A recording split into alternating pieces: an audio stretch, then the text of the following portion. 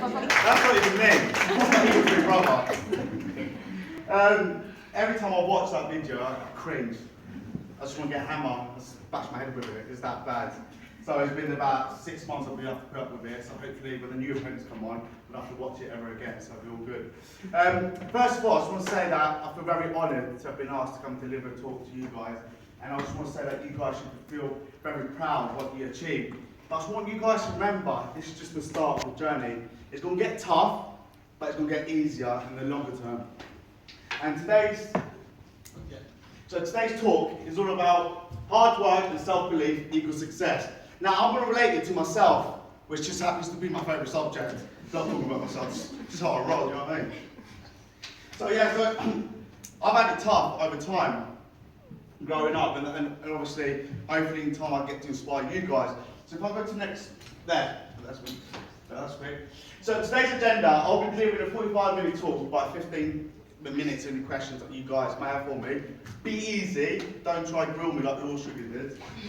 I'll be explaining about my life, my struggles and sacrifices. I have to talk about the apprentice experience.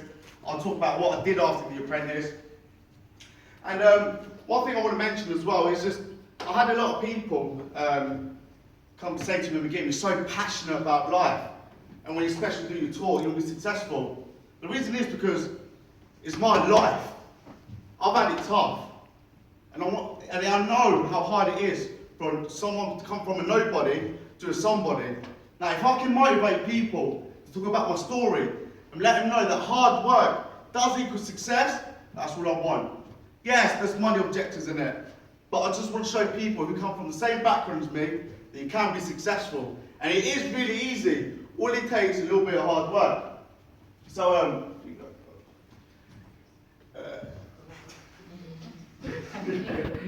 something for it, yeah? Yeah. So, any of you guys that social media mad, I want some followers as well, I'm running out. Anyone wants some following me, I don't know what I'm about. Feel free to follow me on Twitter. Also, there's a hashtag for today, which is self-belief UCL. And let's see if we can get it trending. Right. From the beginning. Now, rumour has it, right, when I was born, the nurse said to my mum, you have given birth to an absolute diamond geezer. Now, I don't know if that's true or not, but I actually got a picture I want to show you guys when I was a baby. You guys want to see it? Yeah?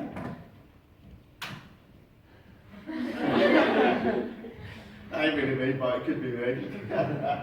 But yeah, I was a diamond geezer. So Kosovo. Now, on the back of the apprentice, everyone knew that Mergim was a refugee, come over from Kosovo and come over to England. After the apprentice, so there was a lot of people that wanted to know about my journey from Kosovo to England. And I was very reluctant to talk about it, because it's a very touchy subject. And I had journalists left, right, centre. But I haven't spoken about it just because I felt like they were going to twist my words. And it wasn't the right time. But today, I feel it's the best time to start talking about it. And I'm going to start mentioning a couple of scenarios that occurred throughout my journey. And they are tough. They really, really are tough. Now, I don't know if you guys know, but in Kosovo there was a war with the Serbians. And at the early stages, there was just drips and drabs of Serbian soldiers coming over to part of the villages, taking over. And it just happened to be my village was one of the targeted areas. And there was three soldiers coming to my garden. And they basically battered my uncle. Alright? Me and my family were in the garden, they came in and they started bashing my uncle's head in. Kicking him on the floor, and we all standing there. What do? If we're going to do something, they're going to go for us. Bear in mind, I'm 6 years old, so I don't know what's going on. I'm thinking, hold on a minute, what's this about? 6 years old, supposed to be living the dream. But I was watching people get battered to death. And next thing you hear, this woman scream, stop! Well, it's not stop, because I'm going to speak Albanian, but... and it's my auntie. She fully knew that she was going to put herself into a real mess, just by sacrificing her life. And it just went ugly. They turned on my auntie. Guess what happened afterwards? They didn't batter her. they raped her. Alright? Now, bear in mind, picture this, you're a 6-year-old. Why are you about to, and you witness that? That's going to stay there for the rest of your life. But you've got two options. Are you going to let it affect you in a negative way or in a positive way? Alright? Now, imagine, you guys may know 6-year-olds. Imagine what they were thinking at the time. Because that was me. At 6 years old, witnessing that sort of experience. So that's one thing I remember from a young age, from the journey. And then so that night my parents decided, right, it's time to flee Kosovo because it was going to get really, really ugly. My dad was going to die, my mum was going to die, we had to leave. So that night, my mum bathed me, we went into a van, it was my dad, my siblings, my mum, one of my other uncles, and his mate. So we left, and we was on the drive for hours and hours and hours. We went to the fields. And running through the fields, what I can remember as well, my old man had me on his arms, running, getting gunshots. That's scary as well. I don't know if you guys have heard gunshots, yeah?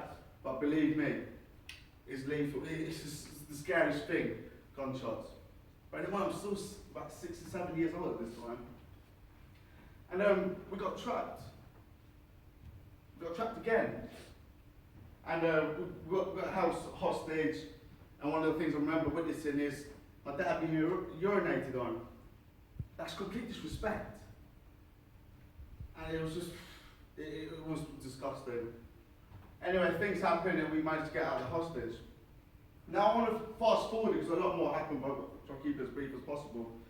So, the day when we got into the lorry, we was at front, and I remember it so well. It was me and my sister next to each other, and we got covered with mattresses. And my parents give me, my sister, and my younger brother sleeping tablets.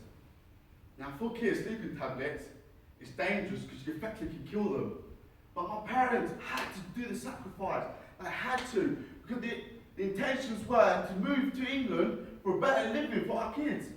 But they took the risk of giving sleeping tablets to the younger sibling. And I remember waking up and I can hear people walking around the actual lorry whilst we're on the ferry. I was thinking, hold on a minute, what's going on here? And I started kicking my sister because it was proper tight space. I was like, move, man, get out of my way. And yeah, I remember next thing I know, my mum just woke up and got my throat, threw a tablet down there, like, look, it choked me. So I remember that, and also we got through, and we ended up in Maidstone police station down in Kent. And that's that really. So obviously they took us to a hostel, took us to bed and breakfast, and then we got housing. But one thing I do have to say, when we arrived in England, the police, they were absolutely phenomenal. Absolutely phenomenal. They looked after our family so well. They're giving me chocolates. I remember chocolate. Chocolates were just sick. And gave us chocolates, sweets, and all sorts really. So anyway, so got to a hostel, B&B, and we finally got some housing. And that's where life began. I'm going to fast forward to secondary school. Now you're thinking, KISS, trainers, what's the begin on about? Believe me, it will make sense in a minute. I hated secondary school. I really, really hated secondary school. Has anyone in here heard the term freshie? Yeah? That was me. Over here. I was that freshie. I used to get annihilated at school. Secondary school. I hated it. I don't know what it's like nowadays in secondary schools, but back then, you had to have the crispest trainers. Your trousers would look sick. Your blazer top, like, because we had blazers in my secondary school. And I had a charity shop blazer. I had ankle bashers. My shoes might as well just be in plimsolls, you know what I mean, or flip-flops. Practically the same thing what I was wearing. And it was so hard to fit in, because I was a complete outsider to everyone else. Everyone was brought up very well, they had the best clothes, best things ever. And I used to get bullied, I did. I remember one time, right, my parents bought me this jacket. It was like a leather jacket and it had a white fur. I thought it was sick. I was like, yeah, going to school, yeah? Start showing off at school, hopefully I can make some friends out of it. Nah, I took the piss. Honestly, they thought they was going to be a pilot. Don't you ever see those pictures, yeah? With black leather jacket with a white collar. I used to look at a pilot jacket. I used to take the piss. I used to be called Mowgli, Jungle Book. Oh, I've had it all, believe me, I've had it all. And I thought, no, I'm going to fit here. Oh, what am I going to do? I didn't know, I was like, this was year 7. How old would you be, 7, 13? Yeah. And then the only thing I'd go for me, football. That's the only way I could make friends. I used to smash everybody at football. We used to play kick ups and headers and that. Sick. We played for the football team. Sick. We used to smash it, didn't I? And that's how I started making friends. But apart from looking good, now let's talk about the trainer first. There was another, so apart from the jacket, we took the trainer. So everyone used to come into school, yeah, my dad's with some sick trainers, £40, like Nike and that. In my head, I was like, oh my days, man, where's the day? Where's the day? I want those trainers. So I thought, I've got to show off. Everyone's showing off, so I'll show off. My dad bought me some trainers. Exactly like that. Honestly, they were like that. Took them to school the next day, but they were silver. That's what style, but silver, flashy.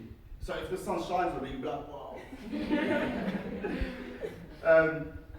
I took them to school, and I was like, yo, you got sick trainers? I'm like, yeah, my dad got them for 50 quid, bro. I'm like, yeah, it's sick. He's like, I figured I'm top boy there. I was like, yeah. 2 weeks later, guess what happened? One of the lads went to the same shop and saw my trainers. Came in the next day at school. Everyone's there. He goes, McGinn, how much did your dad buy you those trainers? 50 quid. What are you lying for, McGinn? I'm like, I'm not. At £5 I saw them. Oh, he crushed me. Literally crushed me. I'd rather someone shoot me there than me standing like in front of these guys. It just felt my whole world was just crushed. From being like, yeah, I've got sick trainers to, that's what it was like. That's when I knew I've got to change something about my life. I'm going to be a somebody. I ain't got nothing, but watch me. I'll be somebody. And that was my mentality straight away. And I talk about the kids as well. Everyone had a girlfriend. I had no girl. I had no game. No one liked me. But somehow, I brainwashed this girl to like me. Somehow, I don't know what happened. She must have been desperate. Come over, babes. I'll sort you out. So anyway, I must get a girlfriend. But it's funny, right? I used to be scared of her. I did. I used to be scared of her. So every time I used to see her, I used to run away. Like, I remember walking out the canteen, I used to see her, I'm like, shit. I used to run away from her. Have any of you guys seen that RS documentary? Yeah. Have you seen how he runs away? Yeah. That was me when I see this girl. And yes, I used to run away from her. And then I remember it was in IT. Bear in mind we haven't kissed or hold hands or anything. But in IT, she sent me a note. Said, oh, let's go for a kiss and that. I'm like, yeah. And then I'm like giving her nose back saying, yeah, kiss. My heart was proper pounding. Proper flapping it. Thinking I'm about to kiss a girl. What do? Do I go for a tongue? How do I do it? So anyway, she goes, yeah, lunchtime behind the tech block. I'm like, yeah, meet you there. So I finished the class, yeah, lunchtime, with these guys that I knew, yeah, I'm like, boys, I'm about to get a kiss, come support me, meet me back the block and that. Like, yeah. So anyway, so lunchtime, she's there, and she's got her group of friends, and I've got my group of friends. And I'm there, literally just staring at her. I'm thinking, should I just walk like towards her like that? Or should I keep it cool, like, do you know what I mean? Anyway, so we walked up to her, I started walking up to her, and like, I kissed her and that.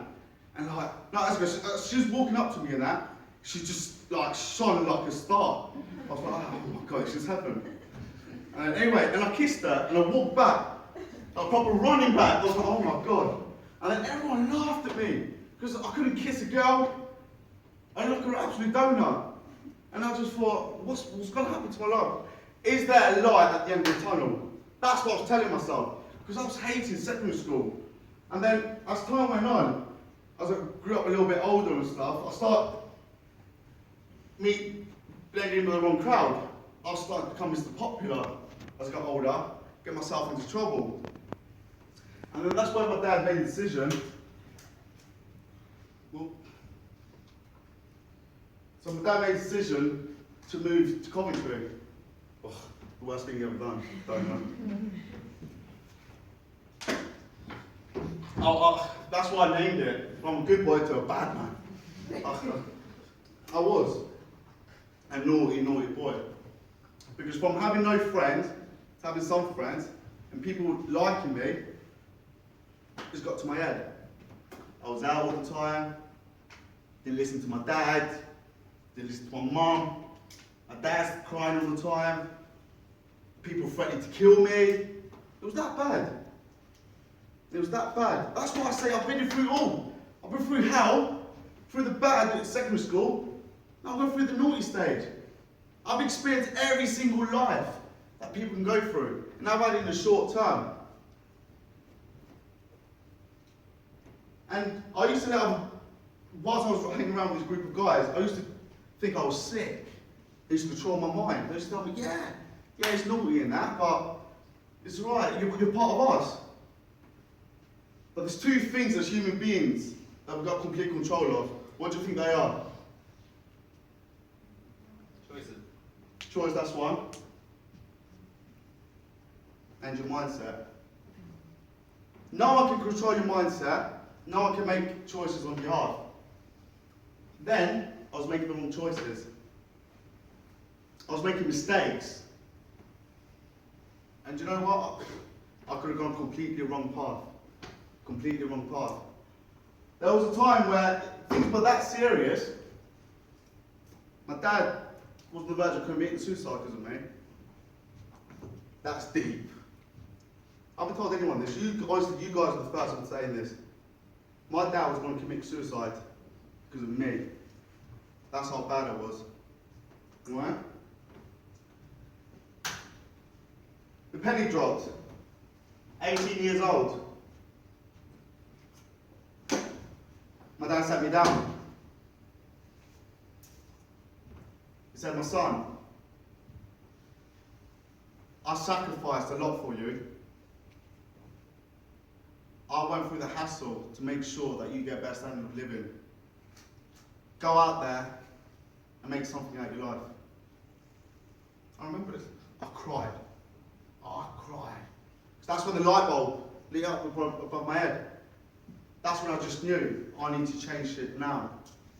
I'll either get killed, homeless. Now this is where I make the right choices. I sat down and thought about it. What do I want to do with my life? I set myself a target. My target was to be a millionaire by the age of 32. I'm 25 now. Got a few years left, hopefully. But I didn't tell myself I'm going to be a millionaire. I looked how to be a millionaire. What can I do with myself? Because I was failing school. I wish I never failed school. Because my life would have been so much simpler. I've just been very lucky to be in the position that I am now. So I went round in circles, a long way. And then so what I used to do, I even do to this day. Every time I wake up in the morning, I've got my journal with me, and I write 3 things. My goal in life, to be a millionaire by the age of 32. What is my second thing I write down? When I mean what am I going to do today that's going to benefit me and is going to help me a step closer to being a millionaire? And the third thing I write is why. My why is because I want to prove people wrong. I want to inspire people. Because if McGim can do it, the idiot, the muppet, the nobody, everyone in this world can do it. And all of us in this room. No ifs, no buts. Hard work equals success. Every single day, I write that. So whatever your goals are, So success, maybe money, school, life, anything. Believe me, you'll make a massive difference. Wake up in the morning, write down your goal. You write it down 3 times. Morning, midday, and just before you go to bed. So it's in your head all the time. Believe me, if you start writing that from now on, it will make a massive change. Because it did to me. It did to me. It's not like I Googled it. It's like, oh, what can I do? I'm talking from experience. Believe me when I say that. Trust me, it will make a massive change. And then my dad got made redundant. My dad was the main breadwinner in the house.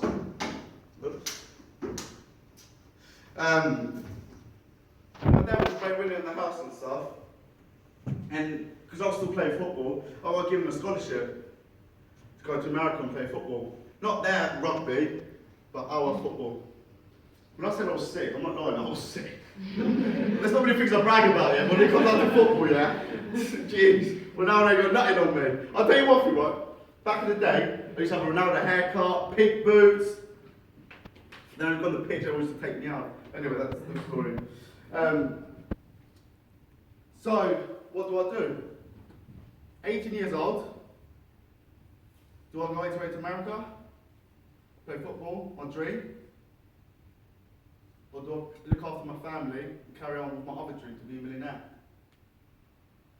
Now this is coming back to choices. Make the right choice that you've got to make. Guess what I've done? I stayed in the UK to look after my family. I said to my dad, Dad, don't work. Stay at home. Why? Because I'm going to take care of a family of 7. I was 18. Even to this day, I'm 25. I'm still the main breadwinner in my family. Because I can, and I want to. Because my family deserve the best. I'll sacrifice. I'll make sacrifices. I'll suffer. But the people around me, I want them to see happy. The only way that's going to happen if I was going to sacrifice. I had 4 jobs at once. One job was I was knocking on doors, RSPCA. But you wouldn't get those salespeople knocking on the door. I just want to donate to RSPCA. That might be me. I used to love like, the women in there though. Oh, imagine the cats with your donation. Oh my God, yeah, I'll donate. It was just easy. The second job, I used to work at a football stadium being a waiter. Third job, I used to go and teach kids to play football.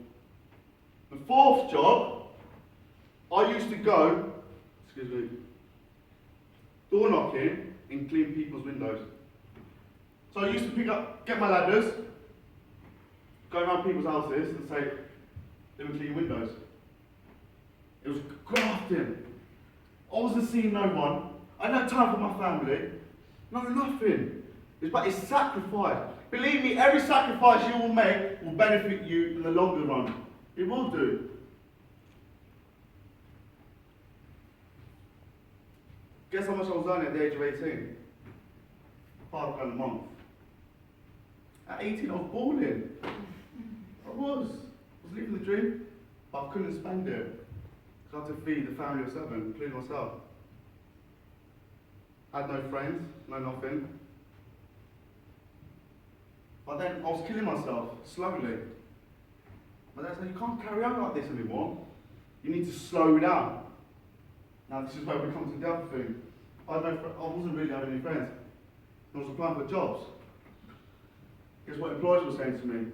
You're not good enough, you're too young, we don't believe in you. And I'm like, I'll show you. Because my mouth is the biggest asset. I could talk forever, as you probably can tell. And I thought sales is the only job for me. So I can make as much money and I can use my asset. People didn't believe in me. I had to work for free in the sales role. Take me for free. Work my socks off. Wake up really early, finish late. That was what I used to do every single day. And there were still people in my life around me saying, Mergim, you'll be a nobody. And I'm thinking, oh my God, can I do this anymore? It mentally drains you. It really, really does.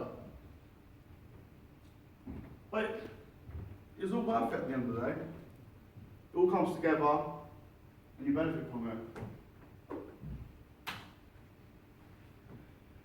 So, The Apprentice. Obviously, I went through my stage of working really hard, trying to make something of my name, and I wanted more.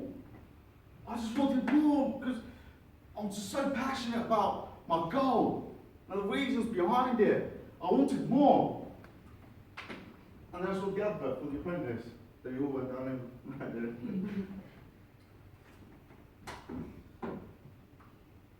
I was sitting at my mate's house. The advert came up for The Apprentice. I was sitting there with my boy saying, should I just apply for it for banter? It was literally for bands. I knew I was going to be in that show because I've watched it for years. But it pissed me off. People always were in there who had been silver spoon, had a very good upbringing, but no one has suffered. No one has suffered like we have in this room. So they need a different character. And for that reason, I knew I was going to be on there. So when I applied for it, it was easy. Get the application form. One of the question application form, he said, why should you be Law Sugar's business partner? Guess what I wrote? Well, unlike the rest of the other Muppets, I would actually make it £1 million. And I was proper cheeky on there. I put my personality through. Because the goal in life is get people to like you. Be yourself. People buy other people. Don't pretend to be something that you're not, because you won't get far. Because people see straight through that. So anyway, we went through the whole audition process, blah, blah, blah. They gave me a call and they gave me on TV. I'm like, yeah! I cried like a kid. I did, honestly. I just couldn't stop crying. And my mum said, why are you crying? But the thing is, I wasn't allowed to tell my mum where I'm going. No one's allowed to know. Guess what I said? Mum, why? It's too hard.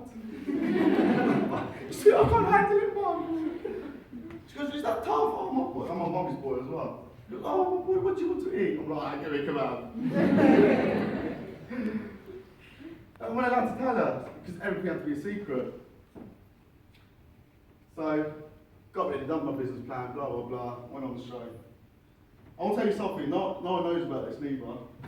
So, I don't know if you guys did watch The Apprentice, but when we first meet up, you're on the reception bit, this part I'm going to tell you didn't get aired. I wish it did, because if it got aired, I would have been an absolute legend, trust me. I'll tell you why. So anyway, so we, in the reception, and there's people rolling in, and I'm there proper sizing them up. I'm like, yeah, you're having it now. And when people all suited and booted and all that, right, you're nothing. Like, I'll eat ya. You know what I mean? The street came out and I'm like, what, bro? Say so. And I was thinking, yeah, he wants it, you know. Proper skit was psyched up. Then the receptionist goes, Lord Sugar will see you. So I got up, I'm like,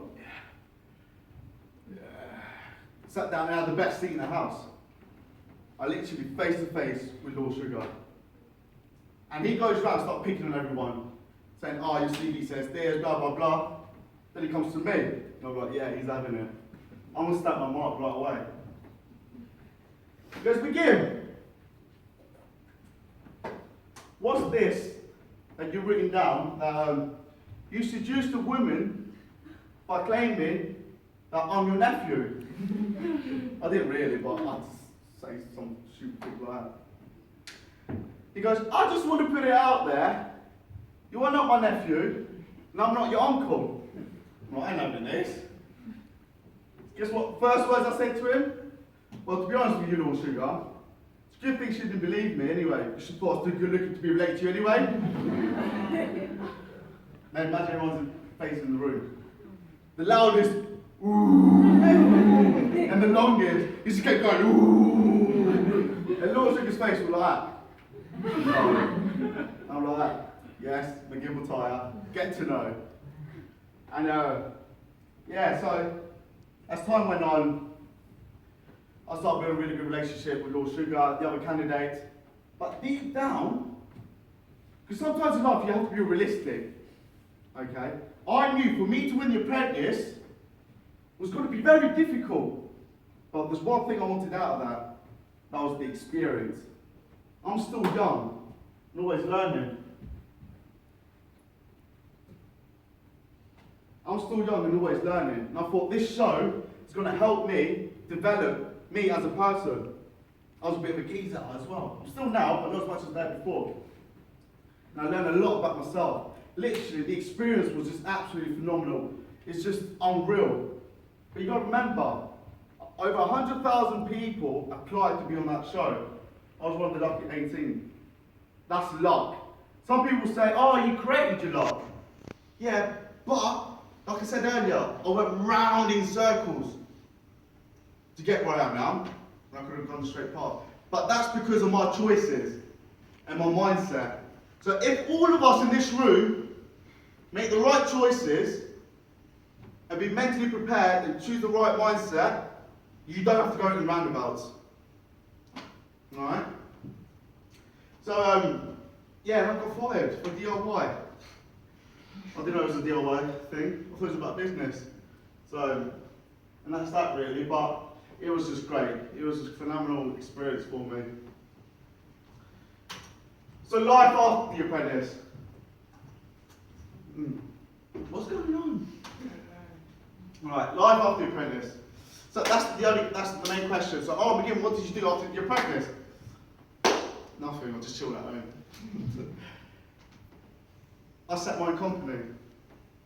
I came across my business partner, international business acquisitions. This was the perfect time to set my own company. Because previously, I was running businesses in the past, but they were side projects to my full-time job, because I couldn't afford to just focus on business itself. But because of the sacrifices I've made, it helped me longer term to have my own business partner. I was very lucky to come across my business partner, Jamie. We locked heads together and we thought, right, let's grab the bull by his horns and let's give it a bash. Whatever happens, happens. We ride together, we die together. That's the mentality we have. And believe me, it's been tough. It has, honestly. It's been tough. People think, oh, Mergim, you've been on TV, you've got loads of money. Believe me, I was broke. I was, honestly. I ain't gonna lie. Speak to other people, I can tell you what not. But I'm real. I'm gonna tell you, I was broke.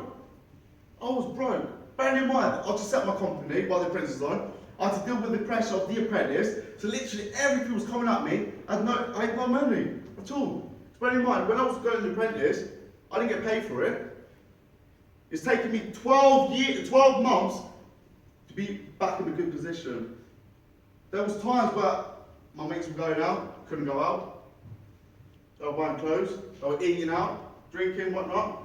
I couldn't do any of that because I was just working and working and working on my business. But guess what? I don't need to as much now because I've put the effort here. Now the success is put over there. But that's all because of hard work. So if all of us are going to sit here and think, but how much do you want it? That's what you've got to tell yourself. How much do you want it? We all can say we want it, but deep down, you've got to ask yourself, what am I going to do to change my life? What choices do I need to make? Alright? Penny appeal. For me, it's been very important to give something back. I love money, but I love to give it back as well. Now, Penny Appeal are a charity that's very close to my heart. They help refugees, right? And I do a lot of work with them because I want to. It's a feel-good factor. I don't want to be focused just on making money because that's easy. You want to give something back as well. Dedicate your own time to a charity. And at the moment as well, I've got this Mergim Ramadan. I want to be feeding the refugees. I'm trying to raise as much money as possible. So this is the time where you guys should be writing, just give them the credit card Mergim Ramadan and donate £1. That's all you need.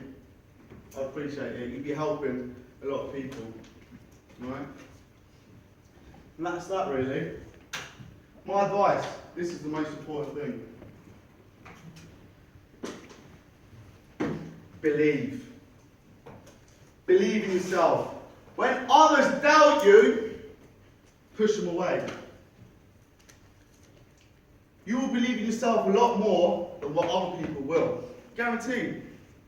Look at Muhammad Ali. He was a nobody. I said on my audition tape. I want to be the next one, I want to be the greatest. Because he believed in himself, worked hard, done the impossible. I'm trying to do the impossible. All of us can do the impossible. Guess what? He's known as the greatest. His legacy will be a lifetime.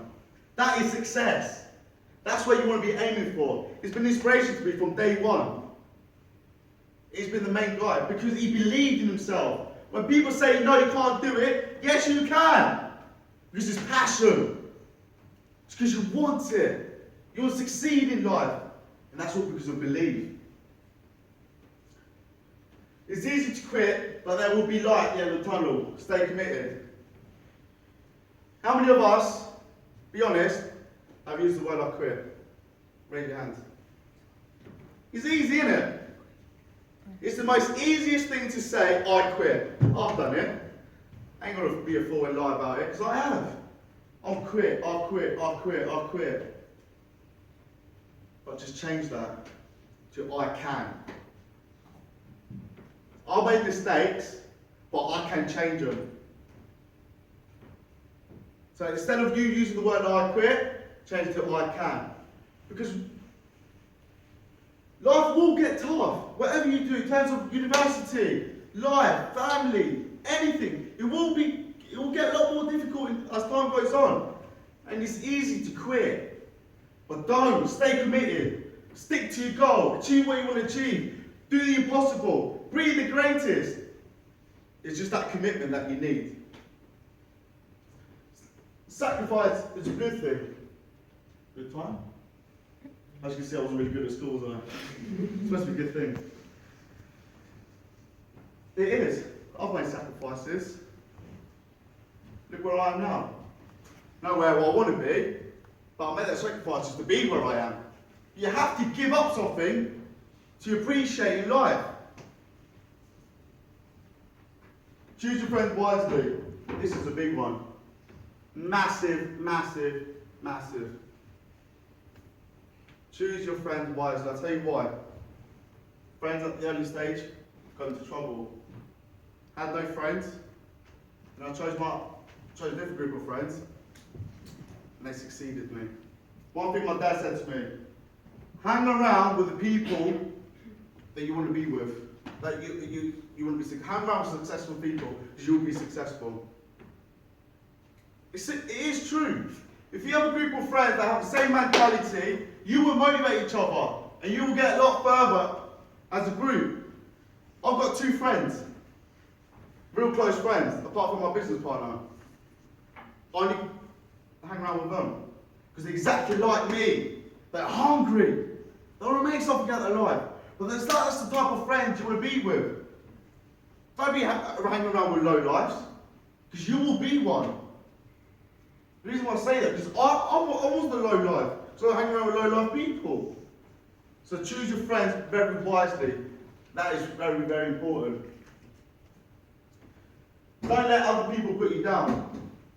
Going back to what I was saying earlier. Just don't let people control your mindset. Because I did, and it brought me down to a deep hole. And it did affect me. Mentally scarred me.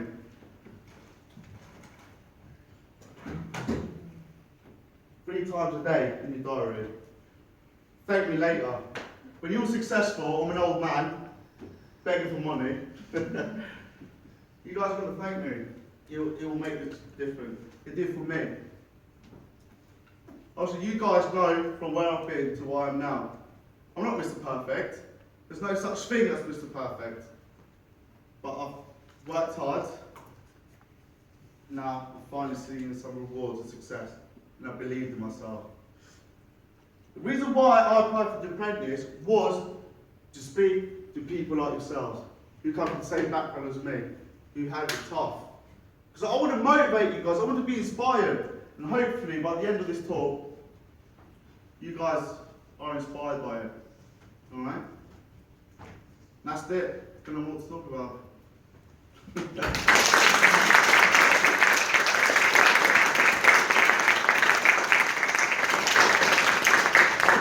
thanks for listening to me. I'm not going to go on for a lot. But I'm in a tight schedule and all that, but any questions? Yeah? How close to becoming a millionaire? Right, I'll tell you one thing. I've got this mine in Brazil that I'm looking to sell. Exactly. What? It just landed on my lap because I made that success. I made the opportunity come to my lap. Now, there's $125 million. I'm part of that deal. As soon as that deal closes, our time frame is 5 years. And that's what's going to make me a millionaire. And the business that I'm running as well. It's non-stop. So, within 5 years, I know I will be. Because I believe in myself. I know what I'm capable of. And I wouldn't be surprised if I'm the first person within The Apprentice to be a millionaire. Because I know it, I believe in myself. Because everything I've said in life I want to do, I've done it. Your question, within 5 years, guaranteed, 100%. Any other questions? Yes? What would you say to people who, like, you know, the days where you're not as on it as you are now? What would you say that you should do in order to level up there? My biggest thing is, look at your goal. What is it that you want to achieve in life? You know, the 3 things I said to write down? Do that. Because that will bring the spirits back up. And control that. Because all of this, if your brain said walk, you walk. If your brain says sit down, you sit down. If your brain tells you stand up, it's controlling everything about you. I don't think people understand the power of the brain. If you can tell your brain to control it and say, I can't do it, get back up and go at it and write the 3 things out. I tell myself, honestly, there is days I think, I can't be asked. I just can't. But then I have to suck myself up and tell myself, and I'll write down my 3 things, my goal, what I'm going to do today, and why am I doing it. So I'm back on the ball. Easy as that. Any other questions? Did you have contact with Lord Sugar again? Yeah. What do you say? Yeah, so we exchanged a few emails and stuff like that, so yeah. Honestly, I generally thought that when he said, oh, be in touch, I didn't think he's chatting shit. I thought he said on TV. I honestly did. And then he got in contact with me. And it's a good thing as well. And he liked me because I was real, and you could see the hunger in me. And this, to be given the praise as Lord Sugar, it means a lot to me. It does, because he's an idol that people look up to. I do look up to him. And when he did stay in touch, it's a fantastic feeling. It really, really was. So yeah, there's been a few changes of emails between me and him, but yeah, we're still in contact. Yeah.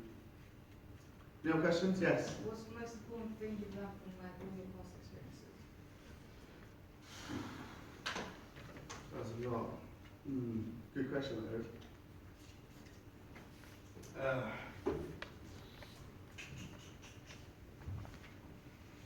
I think what it is, I think people bringing me down. People are evil, I'm telling you. People are evil. The biggest problem in this world is people. Because people are jealous. They don't want the best for you. So they'll try to bring you down with them. And if you can control that, you're a step closer to success. That's the biggest thing I've learned, to deal with that. People try and bring me down, tell me I can't do it. And you start to think, believe them. I actually can't do it. But then me learning to deal with it has benefited me massively. That's the biggest thing I've learned throughout my whole experience, to be honest with you. Yeah. Yes, mate? From your story, it seems quite, to be honest, it seems quite like a lonely story. So I was wondering, besides your enthusiasm and your passion, since you're 18, is there anything else supporting you into this, well, journey to where you are now? I think this is because of what I've experienced. My journey when I was a wild witness back in Kosovo, because that's what was mentally in my head, and that's what's been the driving force from the age of 18 up until now. Because I think to myself, I want to be somebody. I was a nobody. I was on the verge of dying, getting killed. Now, as time went on, I realised I can actually be somebody. And that's what's been my motivation as time goes on. Yeah. What's one thing that you took away from like your experience at the apprentice? Nothing. Nothing. That I can do it in business because there's other people in the show who had a lot more wealth experience within business, and I thought I couldn't be to their level. But as time went on, I was getting better and better and better and better up into the DIY task, and that's what killed me. But touching on the DIY task, just quickly, at the start of it, I said, I've never done DIY. I haven't. Never tried it, never done it. But I wanted to get my comfort zone and try. That's a big message. Okay, I messed up massively. But the thing is, I tried. That's the most important thing. You try. And from your question, it's just knowing that I can do it in the business world. Because I was up against other people who had wealth of experience. And I was looking at them thinking, they ain't better than me, really. I just got a bubbly personality which people don't want to take serious. But I don't care, I am who I am. Love me or hate me, I'm me. I ain't gonna change for nobody. If you want to be someone stuck up your own arse, feel free. Do it your way. But I know you're not as good as me. And that's what it is, yeah. Easy as that. Any other question? Yes. So your goal is like the 32. What about after that? After that, do nothing. Just chill. Now, my goal is to be a millionaire by the age of 32. But it's not because of the money. It's because I finally proved to the world that you can be somebody. I don't know why it's 32. I don't know why £1 million. But something always told me, 32, be a millionaire, to prove to people that you can do it. And hopefully to inspire people. But after that, I want to take it easy. I am going to take it easy because I've grafted all the way to 32. Life is too short. You've got to enjoy life. And I'll just take it easy, take a step back. That's the best thing about it. Guys, do your studying. Graft. But then you will know the point where all that grafting is worth it because you will do minimal work and you get paid a lot on the back end of it. That's when you know to take a step back. And that's why I know at the age of 32, I'll take a step back, just enjoy life. Because there's people out there that wealthy, I've met a lot of wealthy people, and they're still at it, going, more. I'm thinking, is that greed? Or is it just you're bored, or your missus hates it, you want to be at home? But for me, it's just not. It is money, but it really isn't because it's just a target. I'm just going to enjoy life after it. It's too short. I didn't have the privilege of spending time with my family, my mates.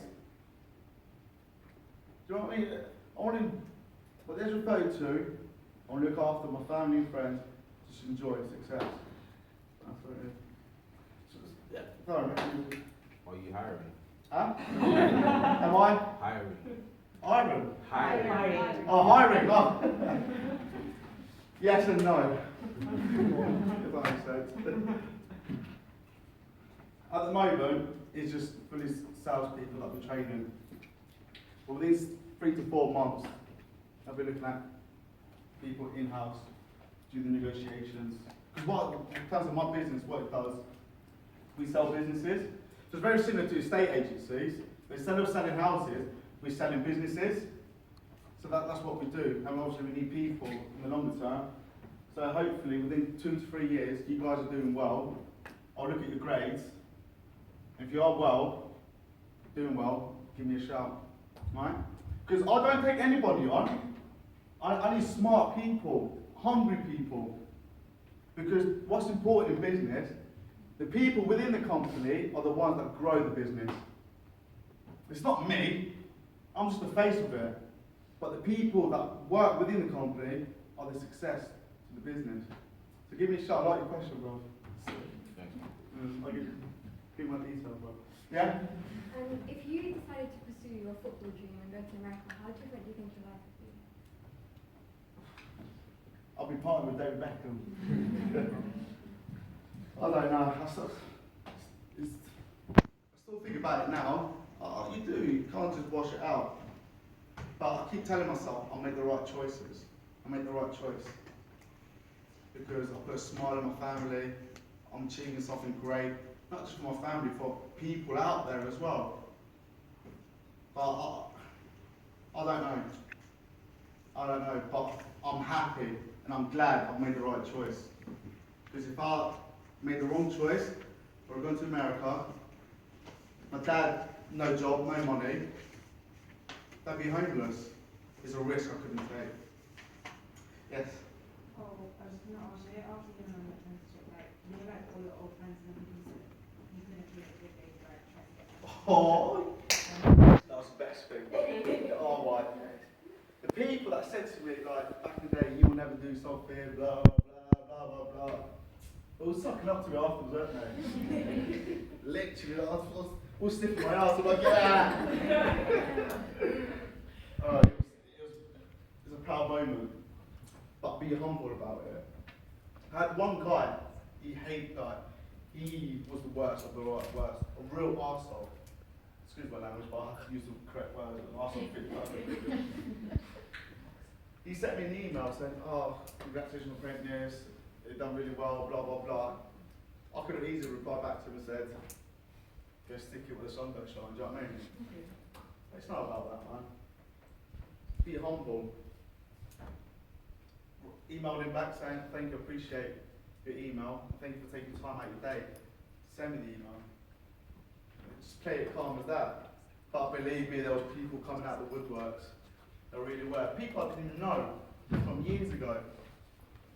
But there was a lot of them. I think that was, I was expecting it, but not as much people, if you know what I mean.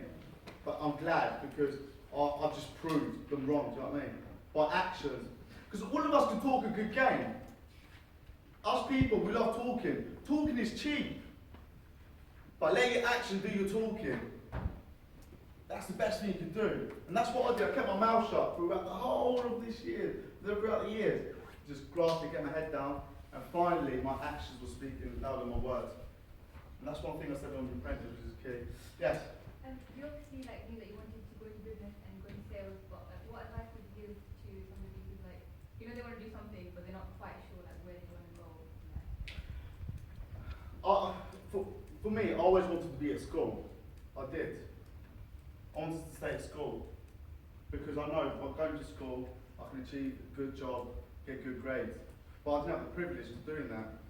But for someone that doesn't know what they want in life, sit down to yourself, pen and pad, and explore all options.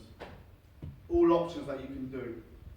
Then work out the good things about it, the bad things about it. But you've got to do something that you love. You absolutely love. So in terms of education, in terms of the course you choose something that you've got a real passion for it. Because you don't want to do things just for the sake of it. Do it because you want the passion, because you know you want to do well in it. Because you commit yourself such a long time, you need to make sure you have the desire and passion within that subject or anything in life. You need to look at the different options that you've got and really sit down and go through each and got the good point and the bad point. Like I say, choice is very important. Make sure you make the right choice. But if you do make the wrong choice, you still get given another chance. Don't think, oh, I've made the wrong choice, that's it, that's the end of me. Nah, you make a choice again. So that's what it is. Now, question, yes? What's your advice on how to convince other people to take a chance and believe in you? Sorry, say that again? What's your advice on how to like convince other people to believe in you and take a chance on you? Actions. Because my problem was, even though I had a gift of the gab, I'd talk a very good game. But it still wouldn't work. People still wouldn't believe in me or took a chance at me. And then I'd prove it by actions. So what I had to do, I had to say to my employer, let me work for free. That's what I said. Sacrificed 3 months of my life to work for free. Now grafted for those 3 months. I didn't say nothing. Worked hard, keep my mouth shut. Guess what? He hired me afterwards. Because his actions. Talking is a fantastic tool. You can get away with murder if you're a good talker. You can. But if you want to be successful, let the actions. So if you want to convince somebody, show them your hunger and desire to be successful. Because that's what people can see. Words are just words at the end of the day. Don't mean nothing. Don't mean jack shit. But yeah. So any other questions? Typical, Yeah. just for lunch. Can you just give a